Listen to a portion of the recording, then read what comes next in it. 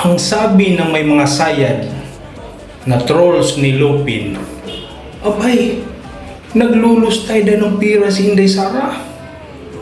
Confidential fund daw niya, hindi may paliwanag, 125 million. Kung hindi pa naman mga bubo itong mga vloggers at sa mga trolls ni Uhugin, Lupin Jr., hindi nyo ba naisip magkano ang confidential fund ni Lupin? 4.5 billion, which is 12 million a day. Tapos trillion yung pundo, inutang pa. Wala namang major projects, footbridge lang sa Kamuning. So ngayon, mga sayad, Uhugin, mga trolls ni Lupin, sino ang may naglulustay ng pera?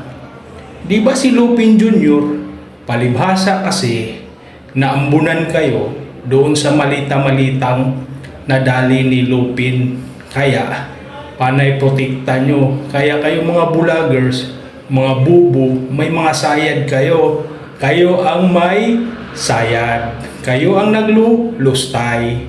Hindi si Inday Sara. Di ba? Mga bugo, mga bubong vloggers.